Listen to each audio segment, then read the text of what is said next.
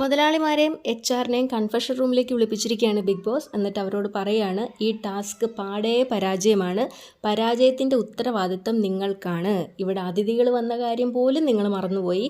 അതിഥികളെ സ്വീകരിക്കുന്നതിലും സൽക്കരിക്കുന്നതിലും നിങ്ങൾ പരാജയപ്പെട്ടു.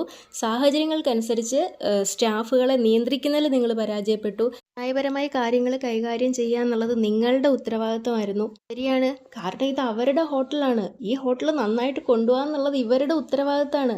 ഇപ്പം സ്റ്റാഫുകളുടെ ഭാഗത്തു നിന്ന് എന്തെങ്കിലും മിസ്റ്റേക്ക് വന്നാലും അത് നല്ല രീതിയിൽ കൈകാര്യം ചെയ്യുകയാണ് വേണ്ടത്. അതിന് പകരം ഇത് മൊത്തം ഈഗോയാണ്. ഇപ്പം പോലും കൺഫഷൻ റൂമിൽ ഇരുന്നിട്ടും ബിഗ് ബോസിനെ പഠിപ്പിച്ചു കൊടുക്കുകയാണ്, അത് അങ്ങനെയല്ല ഇങ്ങനെയാണ് എന്ന്. ഇവരിൽ ഈ ഈഗോ നിറഞ്ഞു നിൽക്കുന്നത് കൊണ്ട് ഇവരോട് പറയുന്നതൊന്നും ഇവർക്ക് കേൾക്കാൻ പറ്റുന്നില്ല, ഒന്നും അങ്ങോട്ട് എടുക്കുന്നില്ല. പറയുന്നവരുടെ അടുത്ത് തർക്കിച്ച് നിൽക്കാനായിട്ട് ശ്രമിച്ചുകൊണ്ടിരിക്കുക.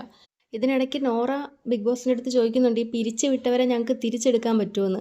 ബിഗ് ബോസ് പറയുന്നത് അത് നിങ്ങളുടെ ഇഷ്ടമാണ്, നിങ്ങൾക്ക് വേണമെങ്കിൽ ചെയ്യാമെന്ന്. പക്ഷെ അപ്പം തന്നെ ഋഷി സമ്മതിക്കുന്നില്ല.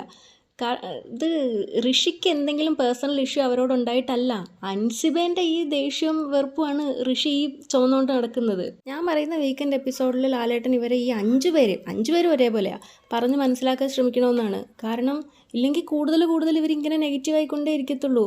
ഇവർക്ക് ഒരു മാറ്റവും വരാത്തത് കൊണ്ട് ഈ ടാസ്ക് തീരുന്നത് വരെ ഇതിങ്ങനെ തന്നെ പോവും. അതേപോലെ ഈ കമൻറ്റ് സെക്ഷനിലൊക്കെ ടണൽ ടീമിനെതിരെ സംസാരിക്കുന്നവരുണ്ട്. ശരിയാണ്, ആദ്യം അവർ കുറച്ച് ഓവറായിരുന്നു, അങ്ങോട്ട് ചെന്നിട്ട് നിരന്ന് ടിപ്സ് മേടിക്കേണ്ട ഒരു ആവശ്യം ഉണ്ടായിരുന്നില്ല. പക്ഷേ ഇന്നലെ അവർ പറഞ്ഞ കാര്യത്തിനകത്ത് ന്യായം ഉണ്ടായിരുന്നു. ഇന്നലെ അവരുടെ ഡ്യൂട്ടി പെർഫെക്റ്റ് ആയിട്ട് ചെയ്തതാണ്.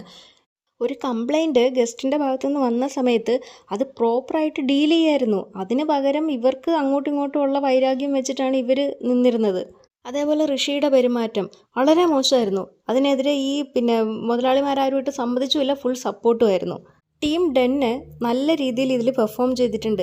പക്ഷേ ബിഗ് ബോസ് തന്നെ പറഞ്ഞു ഇതൊരു ഫൺ ടാസ്കും കൂടിയാണ്, എല്ലാവരും അങ്ങ് സീരിയസ് ആയിട്ട് നിൽക്കേണ്ട ആവശ്യമില്ല. ഇപ്പം ഇന്ന് പോലും ഗസ്റ്റ് 2 പേരും ടണൽ ടീമിൻ്റെ അടുത്താണ് പോയിരുന്നത് കൂടുതൽ സംസാരിക്കുന്നത്. ഇന്ന് സാബു പറയുന്നുണ്ട്, എനിക്ക് അവരുടെ ഭാഗത്തുനിന്ന് ഒരു പ്രശ്നം വന്നിട്ടില്ല, മാത്രമല്ല അവരുടെ അടുത്താണ് എനിക്ക് കൂടുതൽ എൻ്റർടൈൻമെൻറ്റ് ഫീൽ ചെയ്തത്. ഇവർ ഹോട്ടൽ മുതലാളിമാരാവുന്നതിന് പകരം ഇവരൊക്കെ അവിടെ അവരായിട്ട് തന്നെ നിന്നിട്ട് അവരുടെ പേഴ്സണൽ പ്രശ്നങ്ങൾ തീർക്കുകയാണ് ചെയ്യുന്നത്.